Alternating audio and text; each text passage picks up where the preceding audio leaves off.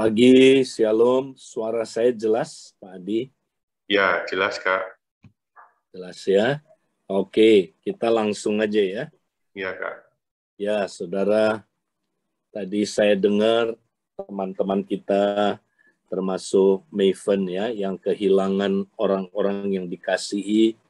Ya, saya percaya ya Tuhan mengerti perasaan kalian ya, dan saya berdoa Tuhan selalu menguatkan kalian, memberikan kalian penghiburan ya yang tidak akan pernah berhenti ya. Dan puji Tuhan kita hari ini masih boleh bersama-sama di tengah pandemi ini, kita masih boleh belajar lewat Zoom ini, saudara. Kita bersyukur untuk karunia yang diberikan oleh Tuhan. Nah, saudara, minggu lalu kita banyak membahas tentang penuh Roh Kudus sepanjang hari, tapi itu konteksnya lebih banyak tentang penuh Roh Kudus secara pribadi. Nah, hari ini, saudara, kita mau melihat ya satu dimensi yang lain lagi ditambahkan. Penuh Roh Kudus itu bukan hanya secara pribadi, saudara, tapi perlu juga secara komunitas kita penuh Roh Kudus. Jadi hari ini tema saya adalah ya pribadi dan komunitas yang penuh dengan Roh Kudus. Nah, kita mau lihat, saudara, ayat yang minggu lalu kita bahas. Nah, kita sama-sama lihat lagi, saudara, dalam Efesus 5 ayat 18. Coba nanti saudara lihat, baca di rumah konteksnya ya. Next, berikutnya kita lihat Efesus 5 ayat 18, saudara. Nah, dikatakan, dan janganlah kamu mabuk oleh anggur, karena anggur menimbulkan hawa nafsu. Tapi hendaklah kamu, nah kamu di sini itu jamak, bukan tunggal, jamak. Jadi ini bicara komunitas. Hendaklah kamu penuh dengan roh dan berkata-katalah seorang kepada yang lain. Nah, saling kan ini, berkata-kata seorang kepada yang lain, berarti ini komunitas. Ya, dalam Mazmur, kidung puji-pujian, dan nyanyian rohani. Nah, kalau saudara baca terus lagi, nanti dikatakan, ya, hendaklah kamu saling merendahkan diri, ya, atau merendahkan diri seorang akan yang lain. Berarti ini bicara tentang apa, saudara? Komunitas. Ya, memang kebanyakan ayat-ayat tentang saudaraku penuh Roh Kudus dikaitinnya dengan apa? Komunitas. Salah satu contoh, saudara, Roma pasal 8. Waktu Roma pasal 7, saudara, waktu Paulus membahas tentang, ya, dia bilang, celakalah aku. Ya, aku ini manusia celaka. Siapakah yang dapat melepaskan aku dari ya tubuh maut ini? Nah, dia pakai kata tunggal, aku.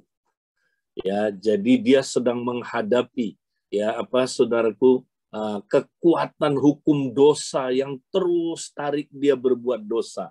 Tapi kemudian pasal 8, saudara, itu jalan keluarnya.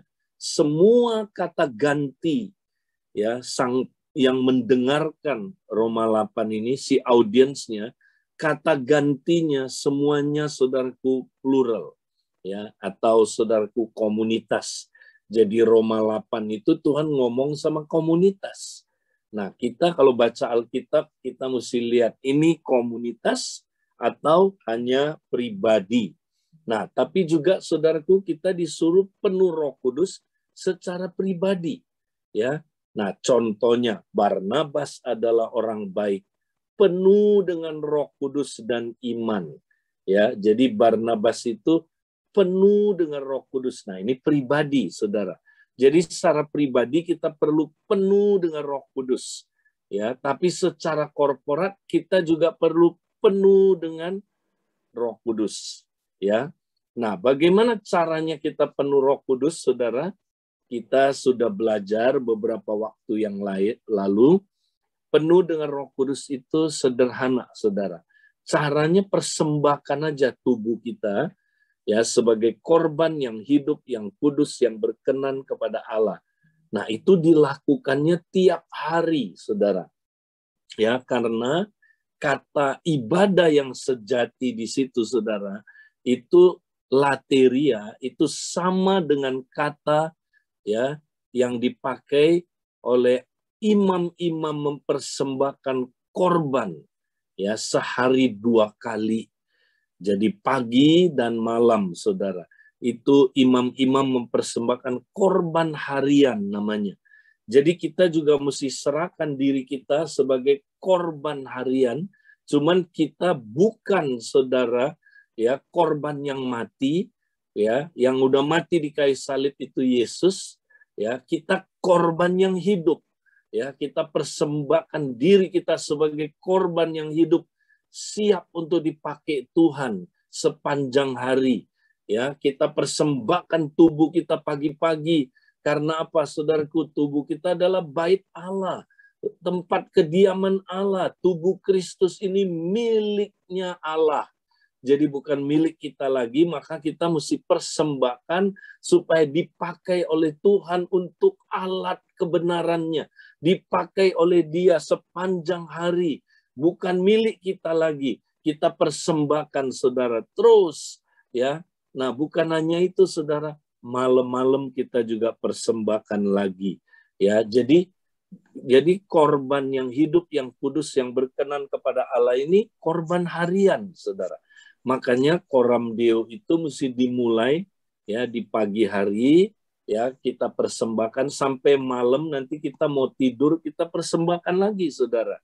Ya, nah itulah, saudara, ya cara hidup, itulah ibadah yang sejati. Ya, itu dia, saudara.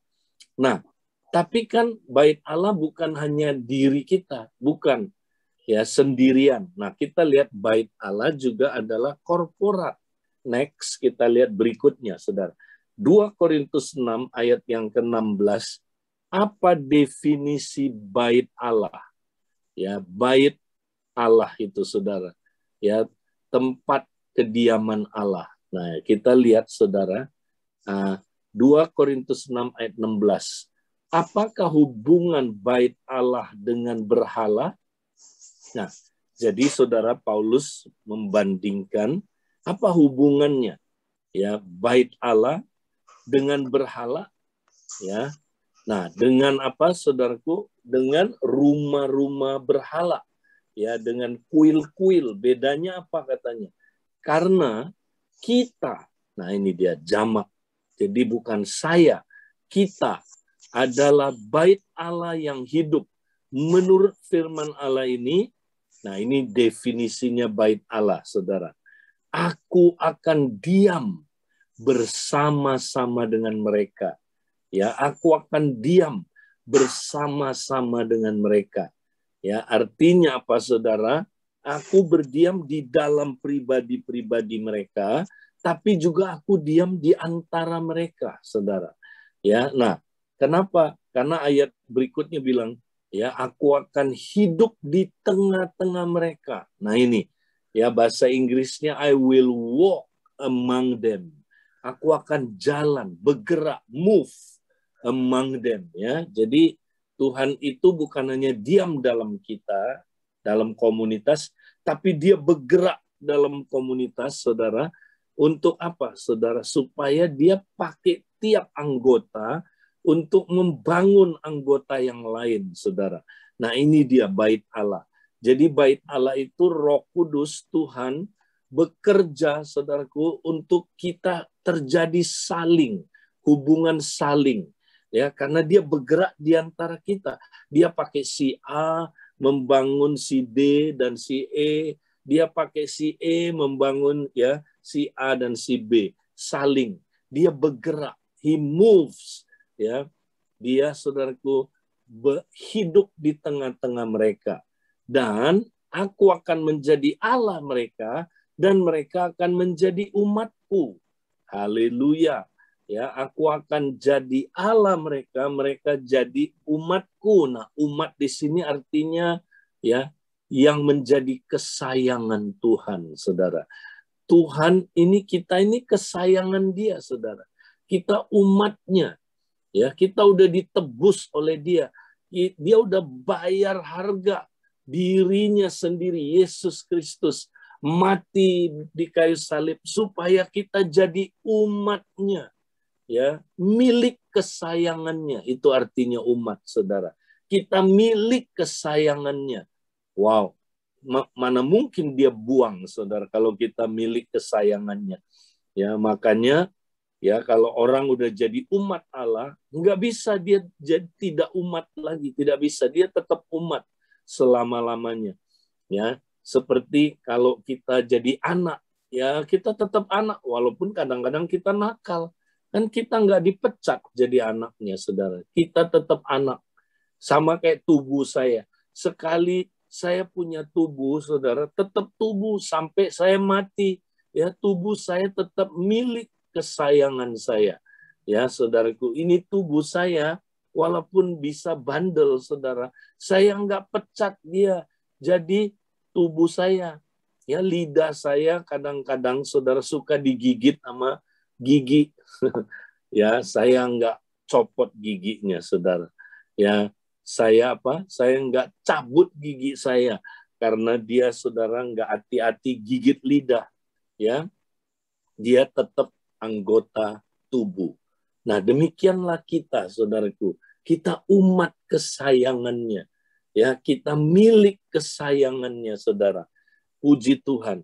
Nah, inilah rumah Tuhan. Inilah bait Allah. Jadi, saudara, kalau kita mau penuh Roh Kudus secara korporat, nah, kita juga mesti sama-sama mempersembahkan tubuh. Ya, sebenarnya Roma 12, saudara, ayat 1 sampai seterusnya itu adalah korporat. Nah, kita suka lupa, kita lihat itu, oh, itu pribadi. Betul, secara pribadi kita mesti mempersembahkan tubuh kita, tapi itu konteksnya adalah korporat. Karena dibilang begini, I urge you, brothers, to present your bodies, plural. Ya, mempersembahkan tubuh-tubuh kamu as a living sacrifice, sebagai sebuah persembahan yang hidup. Nah, jadi tubuh-tubuh kita, saudara, dipersembahkan ya sebagai satu persembahan yang hidup. Nah, satu persembahan yang hidup ini apa? Komunitas itu sebagai komunitas tubuh Kristus, ya. Jadi, saudara, kita ibadah sejati itu bukan sekedar pribadi, harus korporat. Jadi kalau saya, saudara, saya praktek tiap hari, kan saya kumpul dengan kompak saya tiap hari, saudara. Nah, kita lakukan 5 menit pertama, saudara, kita persembahkan tubuh sama-sama. Coba deh, praktekkan, dahsyat, saudara. Kompak saudara akan hidup sekali. Kalau kita praktekkan sama-sama, kita mempersembahkan tubuh-tubuh kita sebagai satu persembahan yang kudus, persembahan yang hidup. Ya, jadi kita bilang gini, Tuhan, ini tubuh-tubuh kami adalah tempat kediaman-Mu. Kami dibangun bersama-sama menjadi bait Allah, tempat kediaman-Mu, Tuhan. Karena itu kami bersama-sama hari ini mempersembahkan Tuhan tubuh kami, Tuhan. Tuhan, supaya kami menjadi satu tubuh, tubuh Kristus, untuk kami dipakai oleh Sang Kepala untuk melaksanakan kehendak-Nya. Tuhan, ambil alih, Roh Kudus ambil alih, biar tubuh ini, yaitu bait Allah ini, boleh menjadi tempat kediaman di mana kami saling membangun, kami saling menguatkan, dan kami boleh melaksanakan kehendak-Mu bersama-sama. Dalam nama Yesus, sederhana aja, saudaraku. Terus Roh Kudus take over. Roh Kudus langsung, saudara, mengambil alih, memimpin pertemuan kompak kita, saudara. Saya lakukan itu, ya, dengan kompak saya, dan dahsyat, saudara. Waktu kita saling membangun itu, Roh Kudus bekerja luar biasa, ya. Sama juga komsel.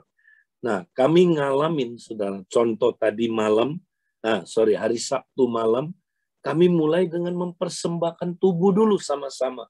Waktu kami doa aja, saudara, kami nggak nyanyi doa, mempersembahkan itu tiba-tiba saudara itu lawatan Tuhan dahsyat sekali.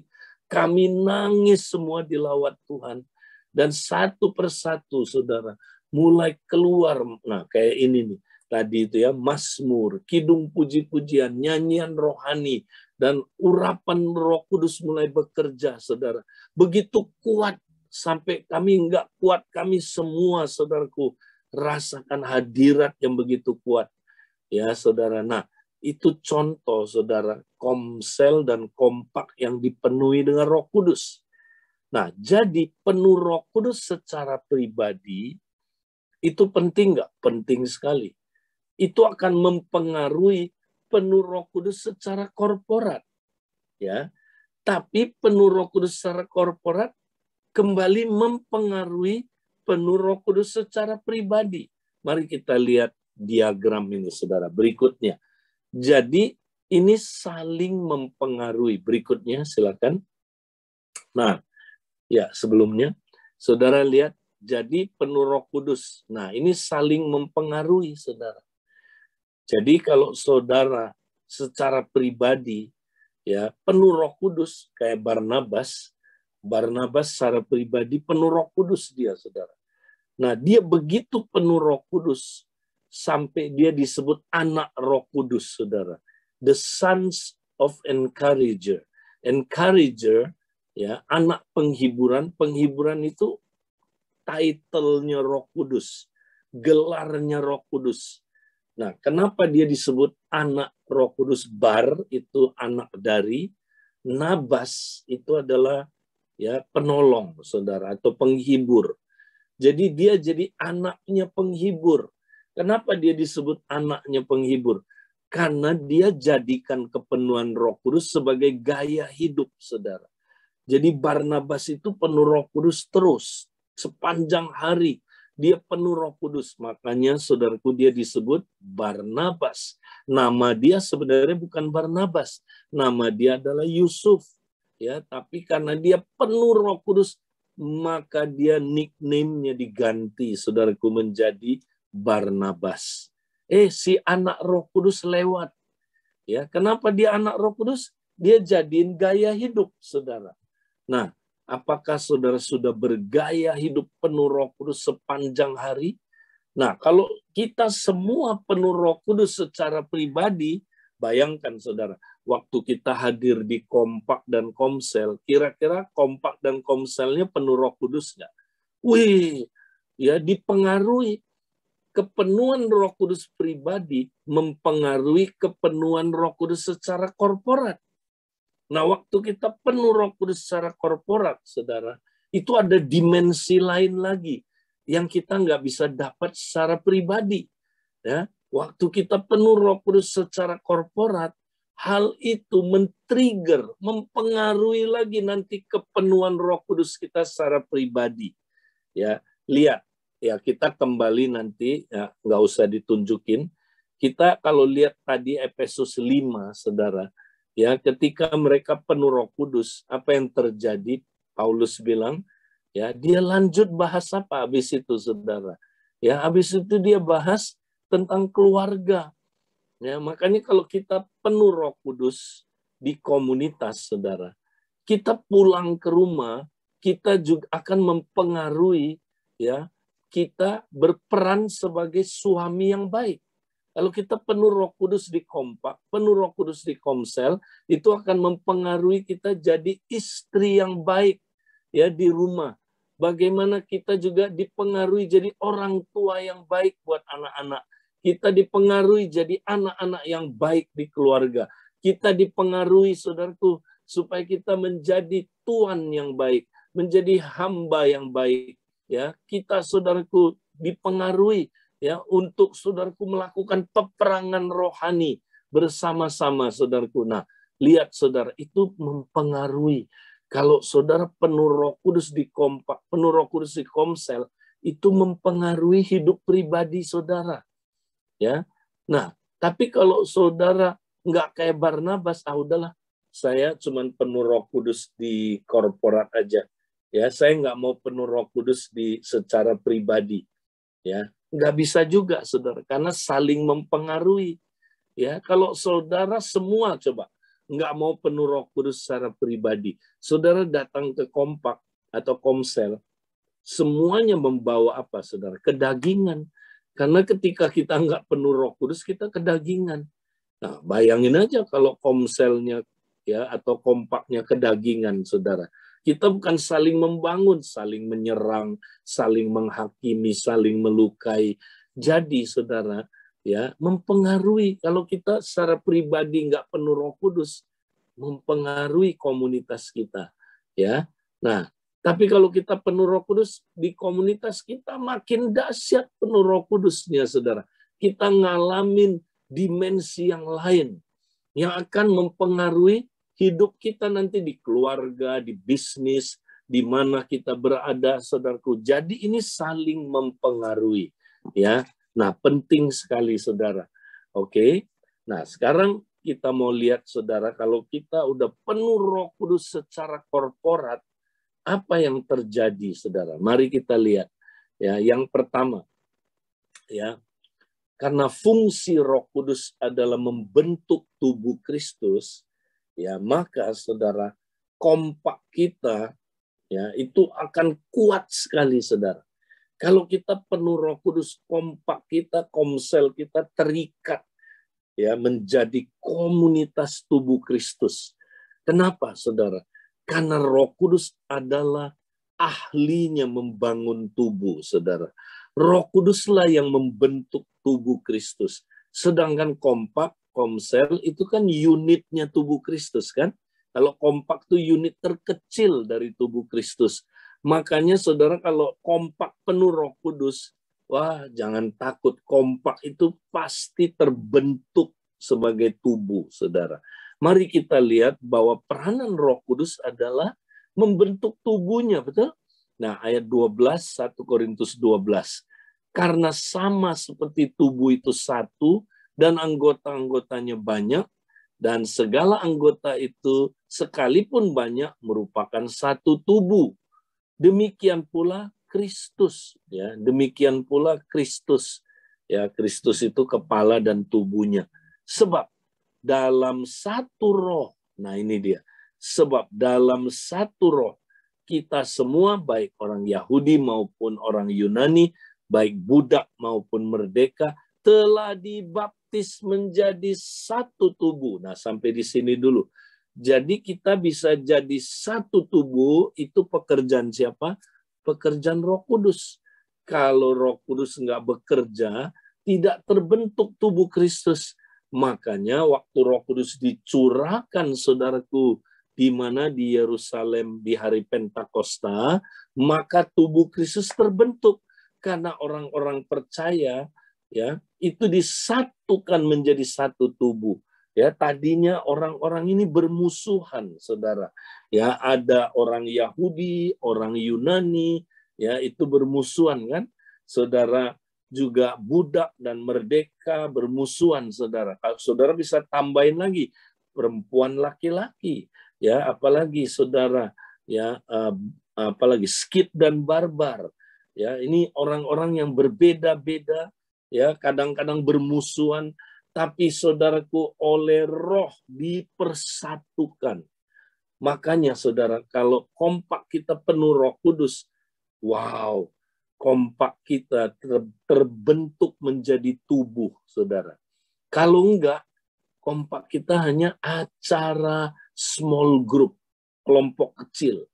Nah, kalau dia kelompok kecil, saudara, dia enggak dahsyat. Kalau dia cuma kelompok kecil, kompak itu, saudara, MPP, mati pelan-pelan. Makanya kita mesti sering-sering penuh Roh Kudus. Ya, pakai waktu 5 menit aja, saudara, sebelum pertemuan kompak. Persembahkan tubuh dulu. Biar Roh Kudus take over, ambil alih. Maka, saudaraku, kompak kita dahsyat. Karena Roh Kudus yang mempersatukan, saudaraku. Roh Kudus yang mengikat mereka menjadi satu. Karena Roh Kudus tugasnya membaptis orang percaya ke dalam tubuh. Menggabungkan mereka ke dalam tubuh. Roh Kudus adalah ahlinya di bidang ini. Makanya kalau saudara mau jadi kompak yang dinamis, yang mempraktekkan gaya hidup tubuh, yang bukan sekedar small group, acara program, nah maka saudara penuh Roh Kudus. Nanti kalau udah penuh Roh Kudus, sharingnya nggak terlalu penting lagi, saudaraku. Oh, agendanya mesti ini. Ya, memang kita ada guideline, tapi kalau kita penuh Roh Kudus, saudara, Roh Kudus nanti membawa dinamika yang kita nggak pernah pikirkan. Tetap dalam guideline itu, tapi Roh Kudus bisa, saudara, bawa kita misalnya sharingnya lebih banyak ke apa, saudara? Ya, ke in-nya misalnya. Atau Roh Kudus bawa kita mulai lebih banyak, ya kita bahas ke out-nya, keluarnya. Ya, Roh Kudus punya agenda, saudara. Dia itu seorang pribadi, dia bukan program. Walaupun dia pakai program, saudara. Tapi kita tidak program driven. Kita Holy Spirit driven atau Christ driven. Digerakkan oleh Kristus, ya, Sang Kepala. Itulah melalui Roh Kudus, saudara. Wow, keren ya. Jadi Roh Kudus yang membentuk tubuh Kristus. Maka percayalah kepada Dia. Kalau kita penuh Roh Kudus, kita terbentuk sebagai tubuh. Nah, yang kedua, saudara, kalau kita penuh Roh Kudus, berikutnya, maka Roh Kudus yang memberi hidup. Ya, bukan cuma memberi hidup, next, berikutnya, tapi dia mematikan keinginan daging dalam tubuh Kristus. Bisa dipindahkan satu lagi? Ya. Mari kita lihat berikutnya. Nah, kalau kita baca, tadi dibilang gini, saudara, ya 1 Korintus 12, ayat 12-13, bisa berikutnya, PowerPoint-nya. Karena sama seperti tubuh itu satu dan anggota-anggota banyak, dan segala anggota itu sekalipun banyak merupakan satu tubuh, demikian juga Kristus. Ya, sebab dalam satu roh kita semua, baik orang Yahudi maupun orang Yunani, baik budak maupun merdeka, telah dibaptis menjadi satu tubuh, dan kita semua diberi minum dari satu roh. Ya, jadi roh bukan cuma membaptis kita dalam tubuh. Bisa ditunjukin slide yang kedua. Slide yang berikutnya. Ya, itu dia. Nah, jadi Roh Kudus bukan hanya membaptis kita ke dalam tubuh, tapi dia juga beri kita minum. Ya, dia beri kita minum. Nah, minuman itu apa? Itu air kehidupan, saudara, yang dijanjikan Tuhan. Kalau kita, saudaraku, percaya kepada Dia, dalam hati kita akan mengalir aliran air hidup. Nah, pertanyaannya, aliran air hidup ini buat siapa, saudara? Ya, buat apa? Buat tubuhnya, buat rumahnya. Kita saling memberi minum. Ya, kalau kita ada 5 orang misalnya di kompak, ya, atau 3 orang, ya, si A, si B, si C. Si C mengeluarkan air kehidupan, si A, ya, dan si B, saudaraku, yang minum.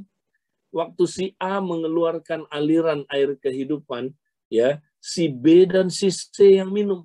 Waktu si B mengalirkan aliran air kehidupan, ya, si A dan si B yang minum. Si A dan si C yang minum, saudara. Jadi mereka saling memberi minum.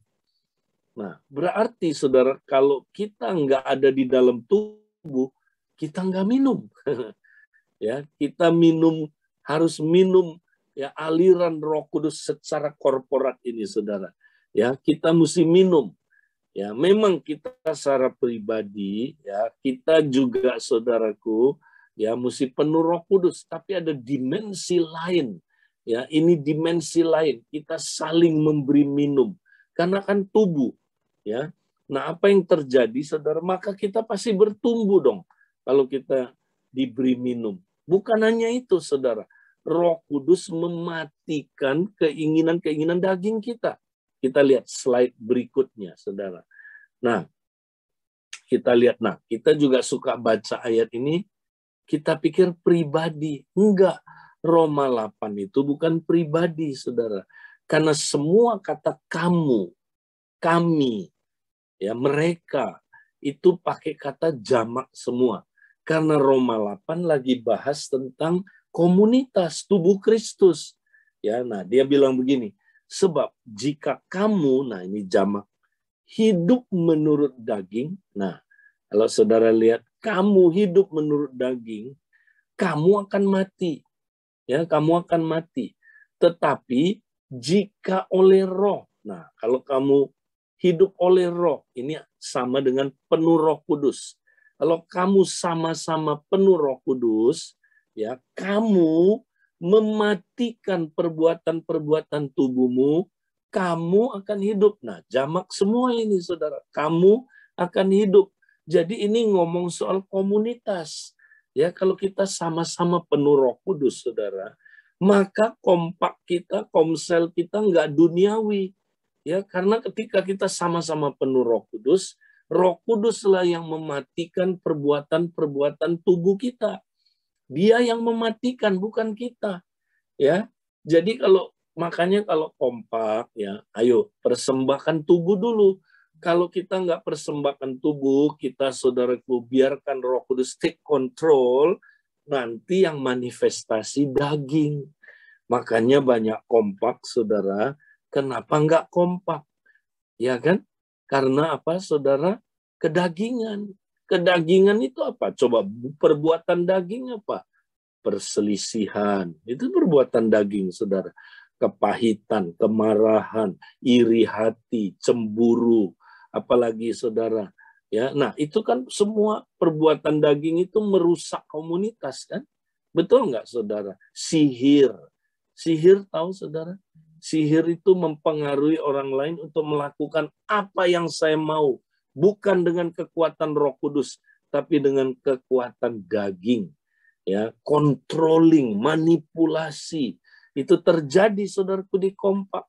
Karena tidak penuh Roh Kudus. Makanya ayo kompak mesti penuh Roh Kudus. Persembahkan tubuhmu kepada Tuhan bersama-sama. Present your bodies, plural, as a living sacrifice. Ya, kemudian kita akan di take over oleh Roh Kudus, dan waktu dia take over, dia memerintah kita, kerajaan Allah datang, daging mati, saudara, otomatis. Nah, yang keluar apa nanti? Buah roh. Wah, keren, saudara. Buah roh apa? Ya, kasih. Ya, pertama kasih, ya, ditulis dalam buah roh. Kasih apa? Kasih Allah. Nanti baca Roma 5 ayat 5. Kasih Allah telah dicurahkan merata ke dalam hati kita oleh Roh Kudus, ya. Jadi yang bisa, ya, yang mencurahkan kasih adalah Roh Kudus, yang mengaktifkan kasih Allah juga Roh Kudus. Yang membuat kita mampu hidup dalam kasih itu Roh Kudus, saudara. Tapi kasih apa? Kasih Allah, bukan kasih manusiawi. Kasih Allah yang tidak bersyarat, kasih Allah yang luar biasa, saudara. Kasih yang sempurna bekerja di kompak kita. Baru kompak kita nggak bubar. Kalau nggak kompak kita bubar pasti. Lu lihat gua lihat lu, lama-lama apa lu lihat gua sebel banget sama lu. Nah, itu kompak yang nggak penuh Roh Kudus, saudara. Ayo kita penuh Roh Kudus supaya kedagingan mati. Mati pasti, saudara, kedagingan kalau kita penuh Roh Kudus. Ya, wow, kita saling membangun, perbuatan kasih muncul, ya, karena buah roh adalah kasih. Terus apa? Damai sejahtera, kita tenang, aman. Ya, banyak kompak nggak aman, saudara. Ya, aduh, nanti dia menghakimi saya. Lihat, ntar lagi dia pasti menghakimi saya. Wah, ini orang ini, ya, saya nggak berani buka-bukaan sama dia. Ntar dia pasti cerita kemana-mana. Tuh, ya, itu udah nggak aman, saudara. Nggak damai, nggak ada aman. Ya, waduh, nggak deh. Ya, nah, saudara, nggak ada sukacita kalau bukan Roh Kudus yang bekerja, daging yang nggak sukacita, saudara. Oh, kita cari sukacita supaya kompak kita dinamis, gimana ya?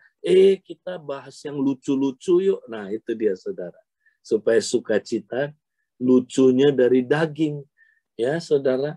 Nah, saudara, apalagi, saudara, Ya, bukan cuma itu, ya, kasih, sukacita, damai sejahtera, panjang sabar. Tuh, panjang sabar, saudara. Buah roh, kebaikan, kemurahan, apalagi saudaraku, tahan uji. Wow, itu dia saudara, bermanifestasi buah roh itu. Amin. Nah, yang terakhir saudara, kita lihat kalau kita saudaraku jadi komsel kompak yang penuh Roh Kudus, haleluya, maka Roh Kudus yang akan memperlengkapi kita, komsel dan kompak kita, untuk menghadirkan dan memperluas kerajaan Allah. Karena tujuan kompak dibentuk itu untuk ini, untuk menghadirkan kerajaan Allah dan memperluas kerajaan Allah. Ya, kenapa, saudaraku? Karena Roh Kuduslah yang memampukan kita menghadirkan kerajaan Allah, ya, dan memperluas kerajaan Allah. Kalau nggak ada Roh Kudus, tidak bisa kita menghadirkan kerajaan Allah. Nah, apa itu menghadirkan kerajaan Allah? Saudara masih ingat, saudara? Ya, Yesus bilang begini, saudara, di dalam Lukas, ya. Nanti saudara baca Lukas 24 ayat 48 sampai 49. Kamu adalah saksi dari semuanya ini. Dan aku akan mengirim kepadamu apa yang dijanjikan Bapakku. Ya, tetapi kamu harus tinggal di kota ini sampai kamu diperlengkapi. Wow, equipped, ya, diperlengkapi dengan kuasa dari tempat tinggi, ya. Jadi Yesus bilang, kalian, ya, memang aku perintahkan untuk pergi beritakan Injil ke seluruh dunia, ya, jadikan sekalian bangsa muridku, tapi jangan lupa untuk melakukan itu. Nah, itulah menghadirkan kerajaan dan memperluas kerajaan Allah. Kamu mesti diperlengkapi dengan kuasa dari tempat maha tinggi, saudara. Diperlengkapi, equipped, ya. Nah, artinya apa equipped? Equipped itu artinya, saudara, ya. Ini artinya adalah, saudara, ya, menguatkan apa yang belum kuat, melengkapi apa yang belum lengkap, ya.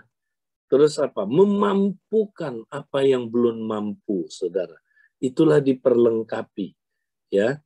Saudara, kompak itu mesti diperlengkapi, ya, dengan apa? Oleh Roh Kudus, supaya kita, ya, kompak itu mampu melaksanakan apa, saudaraku, tujuan dari kompak itu. Kompak itu dipakai Tuhan untuk menghadirkan kerajaan Allah. Apa? Coba, saudara, ya, kompak itu kan katanya kalau dua orang sepakat boleh menggunakan kunci-kunci kerajaan, saudara. Nah, apa itu kunci-kunci? Jamak, kunci-kunci kerajaan. Ya, nah, kunci-kunci kerajaan adalah, ya, kekuatan yang diberikan kepada kompak, saudara, untuk dia diutus menghancurkan pintu gerbang kerajaan maut. Oke? Yang kita hadapi adalah pintu gerbang kerajaan maut, saudara. Ya, apa itu pintu gerbang? Ya, saudara. Nah, itu adalah, saudara, area yang paling lemah, ya, dari kuasa kegelapan, kerajaan kegelapan. Jadi dunia ini, saudara, dipenuhi dengan kuasa kegelapan, ya kan? 1 Yohanes 5, ya, telah dikuasai oleh setan, saudara, di dunia ini. Setan sudah ada di dunia ini, khususnya di kota kita, mendirikan kerajaan kegelapan. Nah, kerajaan kegelapan itu cara kerjanya gimana? Dia mengikat orang-orang di dalam kerajaan itu, ya, membutakan mata rohani mereka sehingga mereka nggak bisa lihat terang Injil, ya. Kuasa gelap cara kerjanya adalah, ya, melalui dosa, ya, saudara, dia mengikat kita melalui apalagi, saudaraku, ikatan kuasa gelap, ya, melalui apalagi penyakit, melalui apalagi, saudaraku, problem-problem emosional, ya, dan itu ikatan-ikatan yang mengerikan yang dipakai oleh kuasa gelap, ya, mengikat satu kota itu, saudara, penduduknya. Nah, tugas eklesia ya adalah kompak-kompak ini diutus berdua-berdua, diberikan kunci kerajaan, saudaraku. Kunci-kunci kerajaan. Untuk apa? Nah, untuk datang ke pintu gerbang dari kota kita. Ya, kita teriak, buka pintunya. Ya. Kalau dia nggak mau buka, saudara, maka kita gunakan kunci. Karena pintu hanya bisa dikalahkan dengan kunci, saudara. Ya, maka cara kalahkan pintu gerbang kita pakai kunci kerajaan. Kita buka. Nah, kunci kerajaan itu apa? Nah, itu doa orang-orang, ya, doa murid-murid Kristus, doa dari kompak, sepakat, minta apa aja, ya. Tuhan jawab. Konteksnya itu, saudara, untuk melepaskan apa yang sudah terlepas di surga, ya, dilepaskan di bumi. Apa yang sudah diikat di surga, dilepaskan di bumi ini, saudara. Ya, apa yang sudah terikat diikat di bumi ini. Nah, saudara, itu apa? Jadi kunci-kunci kerajaan itu adalah semua pelayanan yang diberikan kepada kompak untuk menghancurkan pekerjaan kuasa gelap. Ya, termasuk doa syafaat, apalagi saudara, ya, doa peperangan rohani, ya, kemudian usir setan. Makanya Yesus bilang, jika aku mengusir setan dengan kuasa Roh Kudus, niscaya kerajaan Allah sudah datang. Ini tugasnya kompak. Kalau kompak doa peperangan rohani, hancurkan kuasa gelap, saudara, usir setan. Ya, kemudian apa? Sembuhkan penyakit, saudaraku. Kemudian apa lagi, saudara? Ya, kita beritakan Injil supaya orang-orang yang buta mata rohaninya kebuka melihat terang Injil dan dia masuk ke dalam kerajaan Allah, saudara. Nah, ya, jadi kalau kita lihat gambar ini, saudara, jadi Roh Kudus memperlengkapi orang kudus, memperlengkapi kompak-kompak, supaya kompak bisa lakukan 4 hal ini.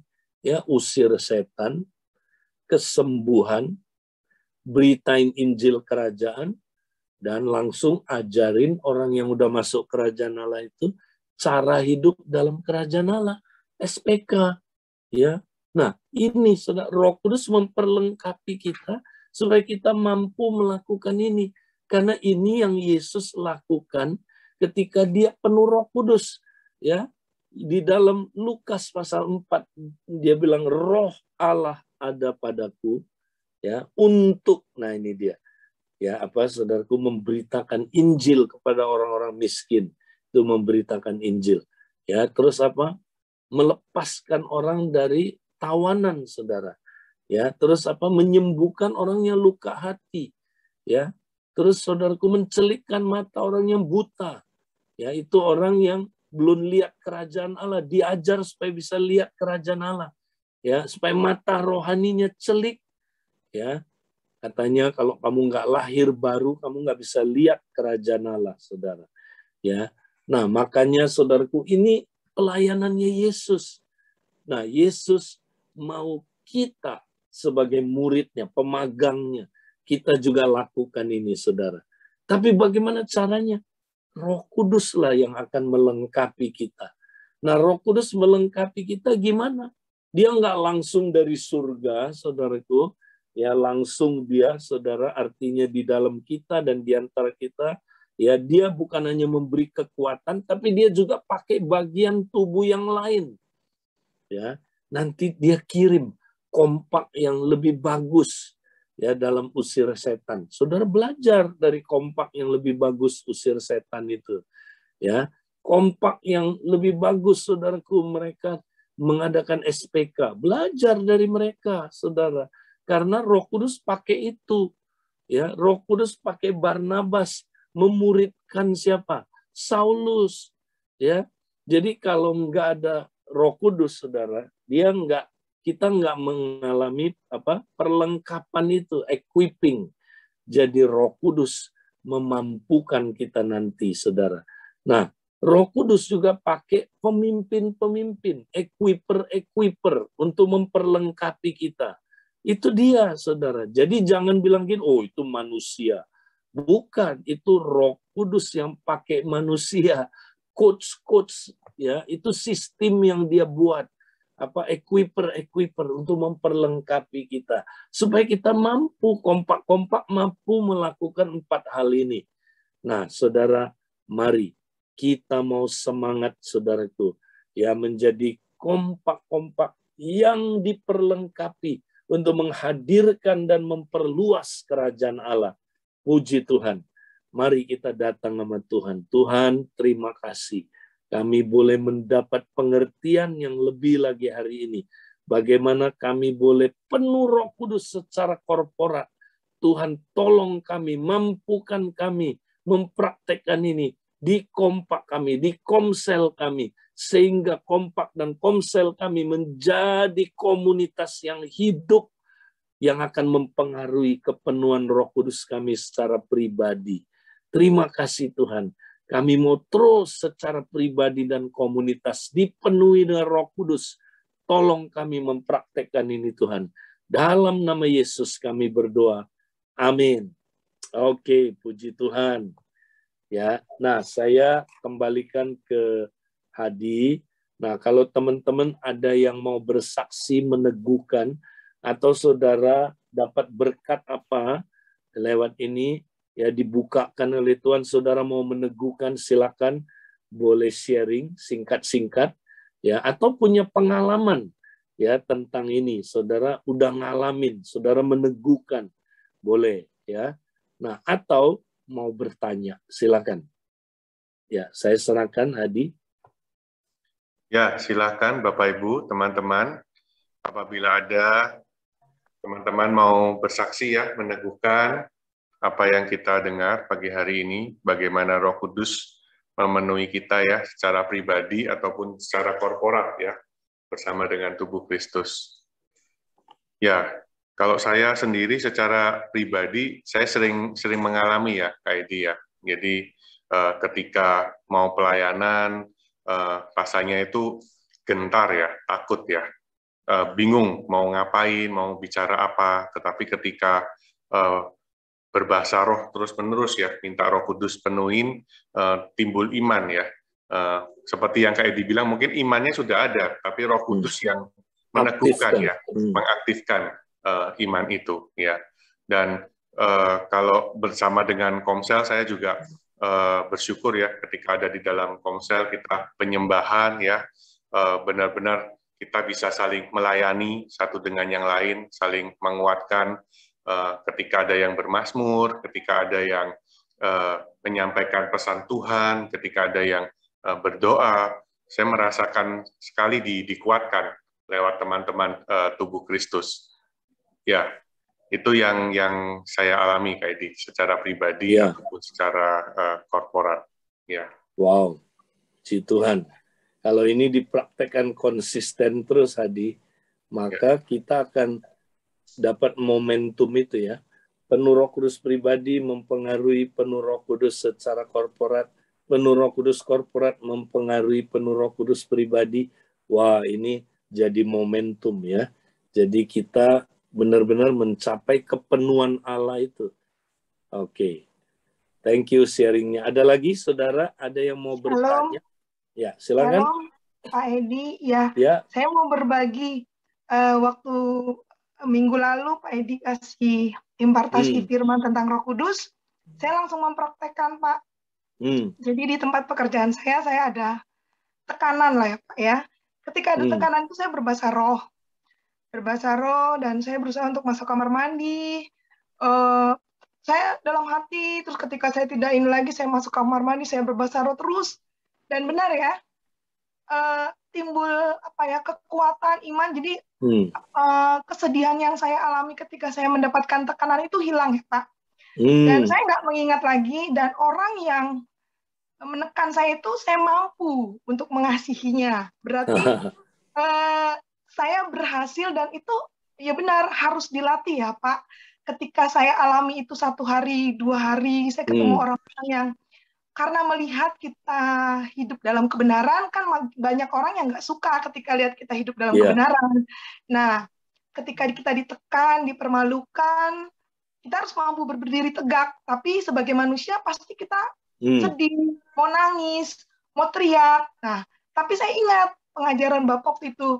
Saya langsung berbahasa roh, saya pakai itu, terus saya lakukan, dan puji Tuhan ya Pak, kemenangan itu saya dapatkan dan saya berhasil. Saya nggak benci sama orang yang menekan saya, justru saya memanggil dia, menegur dia dengan kasih. Justru dia yang curhat. Ketika dia curhat lagi ke saya, dia melakukan hal-hal yang nggak berkenan di hadapan Tuhan. Saya katakan itu tetap, saya katakan ya di atas ya, nggak boleh bilang bahwa untuk mendapatkan kebaikan orang itu kita buat semua itu jadi baik, nggak perlu gitu. Kita nggak perlu nganin manusia. Buat saya itu untuk apa yang saya lakukan, saya harus menetapkan kebenaran gitu. Jadi nggak bisa bilang kita sanjung-sanjung orang, itu nggak perlu, karena manusia itu kan hanya sementara di dunia. Menurut saya ya Pak, waktu itu saya begitu tuh minggu lalu. Saya lakukan, puji Tuhan ya. Biasanya saya kalau dapat tekanan itu sampai rumah tuh nangis sama suami, cerita gitu kan, curhat. Itu enggak, justru saya bilang, ih luar biasa loh Pak, saya dapat impartasi firman dari Pak Edi, terus saya lakukan gitu. Terus ada apa ya, sukacita ya Pak, sukacita itu ada di dalam hati kita, dalam hati saya gitu. Saya bersyukur sekali, dan ya memang kalau kita lakukan, mari coba deh, semua yang ada di sini benar lakukan, dan itu dilatih terus, dan saya udah rasakan itu, dan bersyukur ya. Apapun padang gurun yang kita hadapi ketika itu lakukan, saya terus tuh saya latih. Kan kadang mau keluar ya Pak, kita berbahasa roh, saya dalam hati kan nggak puas ya Pak. Saya masuk tuh buru-buru ke kamar mandi. Berapa kali saya ke kamar mandi? Tadinya mata saya sembab, mata saya bisa nggak sembab lagi gitu ya. Puji Tuhan. Luar biasa ya Pak, ketika kita melatih Roh Kudus itu, dan saya rasakan udah luar biasa. Itu Pak, saya mau cuma bilang exciting. Amin. Saya waktu minggu lalu, dan saya mau melatih terus Roh Kudus itu dalam kehidupan, dan saya percaya itu juga saya share ke teman kompak saya. Saya bilang sama teman kompak, kalau pagi 4:30 saya kan kompak ya Pak. Saya bilang, saya bagi tuh setiap Bapak kasih impartasi, dia nggak bisa ikut, saya bagi firman itu ke dia gitu. Terus apa yang saya alami, saya bagi lagi ke dia gitu. Oh iya bener ya, kita bisa pakai Roh Kudus tiap hari, kita latih, kita berbahasa roh ya. Katanya, iya ada kekuatan loh, percaya deh gitu. Terus misalnya dari pimpinan kan suka neken gitu ya Pak ya. Kadang kita disuruh melenceng kan nggak boleh gitu ya Pak. Tapi kita kalau mau bikin hati Bapak yang di dunia senang mah gampang aja ya Pak. Ya aja gitu kan. Tapi kan ada Bapak kita yang besar di surga. Nah itu kadang kita berat ya dalam pekerjaan tuh kayak gitu. Gitu Pak, itu aja Tuhan Yesus memberkati. Makasih, kesaksiannya luar biasa ya. Itu semua pekerjaan Roh Kudus. Saudara, ada kesaksian kemarin, ya banyak sekali yang kesaksian, Kak, sejak saya terus penuh Roh Kudus panjang hari. Wah, itu beda loh bener. Dipimpin Roh Kudus loh, lagi kerja, lagi masak, lagi. Nah, ada satu orang, saudara, dia lagi doa ini, dia sambil koram deo, ya karena dia nggak punya waktu lain, dia kerjain barengan, saudara. Jadi dia dengar pakai kuota, dia sambil olahraga, saudara, koram deo pagi, doa. Nah, dia olahraga, saudara, ya tahu-tahu dia disuruh lihat ke bawah, dia lihat ke bawah, saudara. Tahu nggak dapat apa, saudara? Dapat amplop. dia buka amplopnya, kaget, saudara. Tahu nggak apa, saudara? 10 juta rupiah di dalam amplop itu. Wah, kan kita bisa berpikir gini kan, eng. Ya, waduh, ini Tuhan kirim uang dari sorga ini ya kan. Nah, dia terus olahraga lagi terus ya. Dia koram deo terus, praktek komunikasi bahasa roh sama Tuhan. Nah, dia udah sampai ke tujuannya, dia memang mau lari ke situ, saudara. Begitu sampai, saudara, tujuannya, dia beli minum. Nah, waktu dia beli minum itu, saudara, Roh Kudus ngomong lagi. Nah, balik ke tempat di mana kamu dapat amplop ini. Wah, dia taat. Roh Kudus bisikin dia kan, dia lari lagi balik, dengerin lagi sambil koram deo, ya. Nah, sampai di situ saudara, dia lihat ya ada sepasang bapak ibu ya pakai baju putih saudara, sorban suaminya, jilbaban saudaraku istrinya, putih, baju putih ya, dan dia yakin saudaraku orang ini kiai. Kalau enggak kiai saudara, dia itu mungkin ustadz ya. Pokoknya orangnya saudaraku ya, orang inilah beragama ya. Nah, apa yang terjadi saudara? Roh Kudus bilang, tanya dia lagi nyari apa? Karena dia nyari-nyari terus saudara. Dia tanya, Pak, nyari apa Pak? Ya, saya nyari amplop katanya. Dia nggak bilang uang, amplop. Langsung Roh Kudus bilang, amplop tadi itu dia punya, ayo kembaliin. Terus dia bilang, Pak, amplopnya ini ya Pak ya. Oh, kaget dia saudara. Hah, Bapak yang nemuin katanya. Pak, uangnya 10 juta kan, katanya. Oh, kamu tahu ya? Ya, saya udah hitung 10 juta, Pak. Ini, Pak, saya kembaliin persis 10 juta dihitung. Ya, tidak ada yang hilang. Ya, saudara. Wih, tahu nggak, saudara? Suami istri ini dilawat nangis, saudara. Nangis. Kenapa kamu kembaliin uang ini? Nangis mereka, saudara. Nah, akhirnya mereka pergi, saudara. Nah, saya yakin, saudara, kalau Roh Kudus yang melakukan ini, Roh Kudus yang suruh ambil amplop itu dan kembalikan, pasti Roh Kudus mau jama sepasang suami istri ini, saudara. Saya yakin loh, satu saat ini benihnya, saudara, dia udah terima benih kebaikan dari orang Kristen. Satu saat itu tumbuh. Ada yang bilang amin, saudara? Dia akan diselamatkan. Ya, nah makanya terus doain ini. Ya, saya yakin saudaraku Tuhan bisa kerja lewat yang begitu. Luar biasa. Amin. Ya, ada lagi saudara yang mau kesaksian atau mau tanya? Kita masih ada kira-kira 10 menit. Shalom Pak Edi. Shalom. Ya, Pak Edi, saya mau kesaksian sedikit ya tentang yang tadi poin ketiga, Roh Kudus memperlengkapi komunitas untuk menghadirkan dan memperluas kerajaan Allah. Saya tertarik sekali dengan kata diperlengkapi ya. Yang tadi Pak Edi bilang kalau yang kurang ditambahkan, yang sudah baik dimaksimalkan, belum mampu dimampukan. Dan ini betul-betul terjadi dalam kompak kami ya. Di mana waktu pertama kali kompak itu ya teman-teman, ada teman-teman yang ketika baca firman saja itu tidak mengerti gitu Pak Edi. Isinya apa? Jadi mau ditanya, maksudnya kalau mau ditanya, kamu dapat apa? Itu bengong gitu. Apa ya, nggak ngerti. Tapi dari situ Roh Kudus mengajar kami gitu, mengajar kami di dalam kompak. Jadi betul-betul Roh Kudus memperlengkapi kami. Yang nggak tahu itu dibimbing gitu. Jadi Roh Kudus yang membimbing. Dan puji Tuhan Pak Edi selama 3 hari ini ada teman saya yang satu orang itu dari awalnya tuh memang nggak tahu. Sampai dia sering kali bilang, Bu, saya bukannya nggak mau sharing, saya nggak tahu mau bilang apa. Jadi saya sering kali bilang, ya udah nggak apa-apa, kamu denger aja kalau nggak tahu. Tapi puji Tuhan 3 hari ini Pak Edi, dia tuh bisa kasih pencerahan kepada saya tuh saking agaliaunya, saking sukacita sekali saya kirim ke teman-teman yang lain, hey kamu lihat ini teman kita satu ini yang selama ini nggak bisa dapat pencerahan tuh bisa dapat gitu. Itu sukacita betul buat saya Pak Edi. Amin. Dan itu saya percaya itu Roh Kudus yang mengerjakan itu ya, Roh Kudus yang betul-betul mengajar kita memperlengkapi. Jadi teman-teman saya juga yang lain yang sudah bisa, mereka itu move gitu. Jadi yang mungkin pertama nggak tahu doa orang, itu bisa dibimbing, bisa mendoakan orang lain. Jadi semuanya itu bergerak gitu Pak Edi. Tidak ada yang diam di tempat, tidak ada yang stuck, tapi semuanya itu bergerak. Seperti yang Roh Kudus mau. Jadi betul-betul saya sangat diberkati ya dengan pencerahan hari ini dan diteguhkan kembali Pak Edi. Demikian, terima kasih.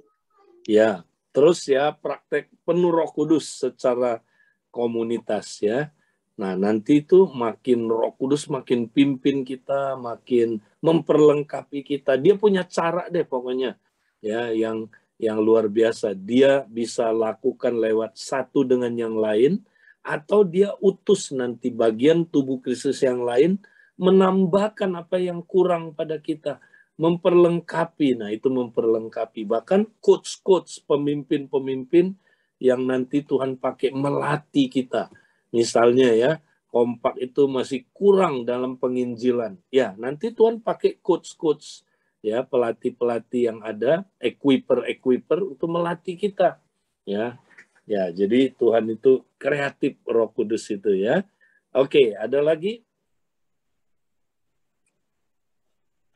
Halo Pak Edi. Shalom.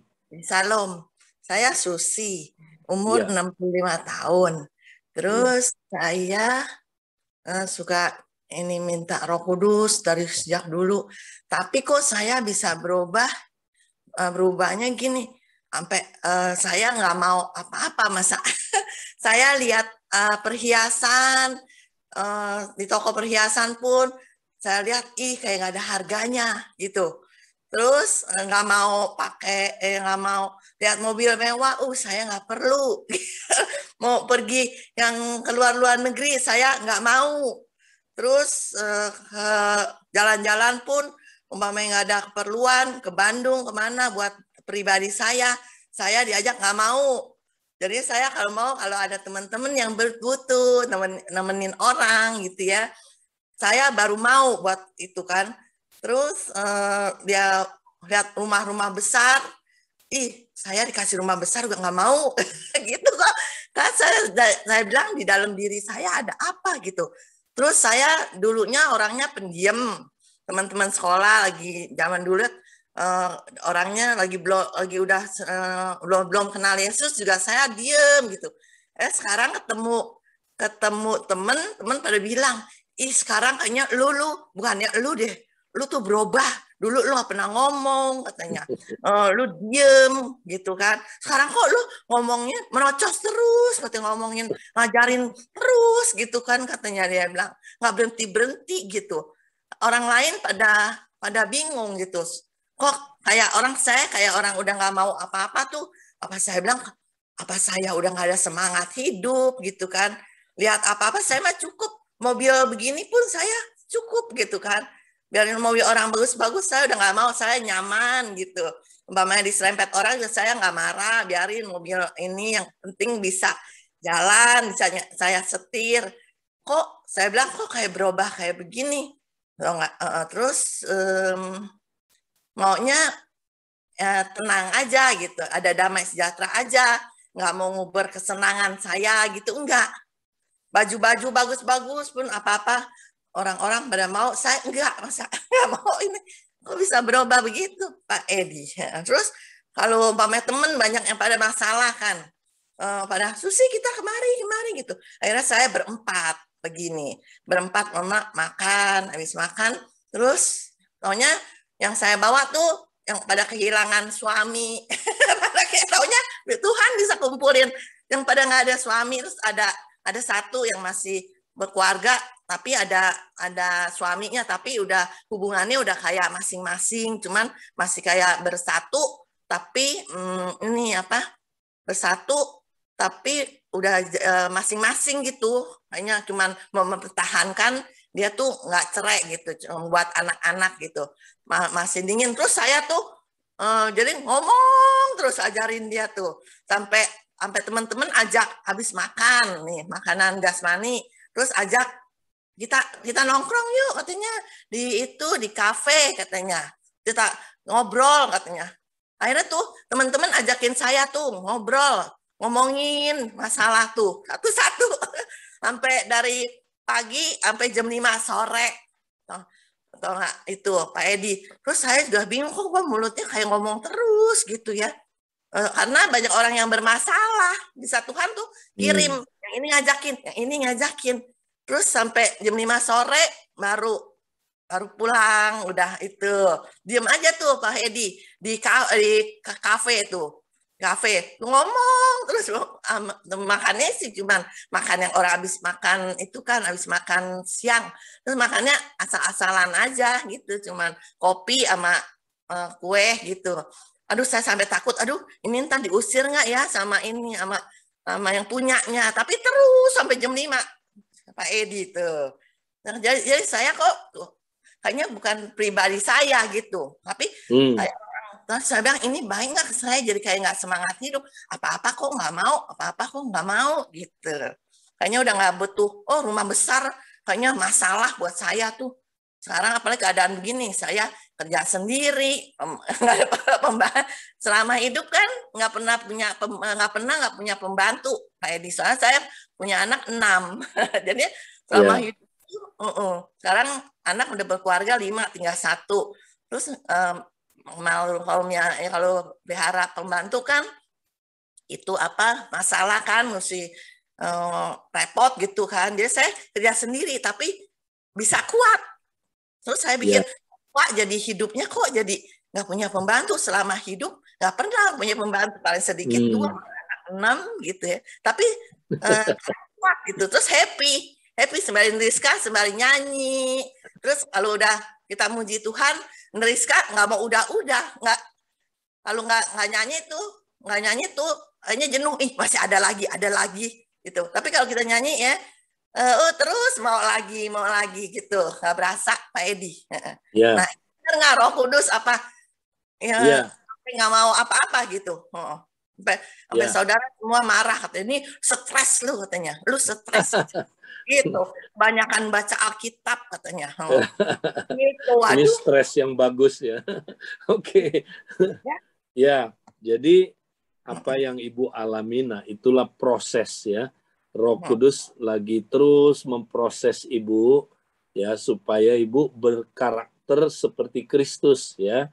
Tidak lagi hidup buat diri sendiri, tapi hidupnya buat Tuhan dan untuk orang lain ya. Nah, jadi itu proses, Bu.